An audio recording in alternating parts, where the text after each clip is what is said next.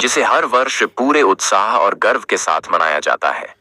इसकी शुरुआत और इतिहास को जानना हर भारतीय के लिए गर्व का विषय है। गणतंत्र दिवस की कहानी। एक स्वतंत्रता और संविधान की आवश्यकता। 15 अगस्त 1947 को भारत आजाद हुआ। आजादी के बाद देश को एक ऐसे संविधान की जरूरत थी जो देश को एकजुट रखे और जनता के अधिकारों की रक्षा करे। स्वतंत्रता मिलने के साथ ही भारत ने यह तय किया कि उसे एक लोकतांत्रिक गणराज्य के रूप में आगे बढ़ना है। 2. संविधान निर्माण। 29 अगस्त 1947 को डॉ. भीमराव अंबेडकर की अध्यक्षता में संविधान सभा का गठन हुआ। इस समिति को भारत का संविधान तैयार करने का जिम्मा सौंपा गया। संविधान तैयार करने में 2 साल, 11 महीने और 18 दिन लगे।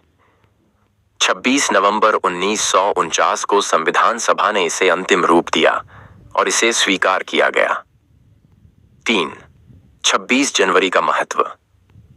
26 जनवरी 1930 को भारतीय राष्ट्रीय कांग्रेस ने पूर्ण स्वराज, पूर्ण स्वतंत्रता का प्रस्ताव पारित किया था। इसे ध्यान में रखते हुए 26 जनवरी 1950 को भारत का संविधान लागू किया गया और भारत को एक गणराज्य घोषित किया गया। 4. पहला गणतंत्र दिवस।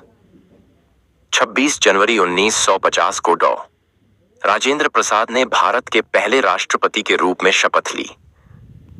उसी दिन भारत का संविधान प्रभावी हुआ और हमारा देश संपूर्ण प्रभुत्व संपन्न, समाजवादी, धर्मनिरपेक्ष और लोकतांत्रिक गणराज्य बन गया। गणतंत्र दिवस समारोह। 1. राजपथ पर परेड। हर साल नई दिल्ली में राजपथ पर गणतंत्र दिवस की भव्य परेड आयोजित होती है। इस परेड में भारत की सैन्य शक्ति, सांस्कृतिक विविधता और राष्ट्रीय एकता का प्रदर्शन किया जाता है। 2. झांकी और सांस्कृतिक कार्यक्रम। भारत के विभिन्न राज्यों की झांकियां, सांस्कृतिक नृत्य और गीत देश की विविधता और गौरव का प्रतीक होती हैं। 3. वीरता पुरस्कार। इस दिन बच्चों और सैनिकों को उनके अद्वितीय साहस और बलिदान के लिए सम्मानित किया जाता है। गणतंत्र दिवस का संदेश। गणतंत्र दिवस हमें संविधान के प्रति सम्मान, लोकतंत्र के आदर्शों और देश के प्रति कर्तव्य बोध की प्रेरणा देता है। यह दिन हर भारतीय को यह याद दिलाता है कि हम सब मिलकर अपने देश को मजबूत, एकजुट और प्रगतिशील बना सकते हैं। आपका सवाल 30,000 गणतंत्र दिवस शायद भविष्य को दर्शाता हो, लेकिन इस गौरवशाली दिवस की कहानी सदा प्रेरणा देती रहेगी।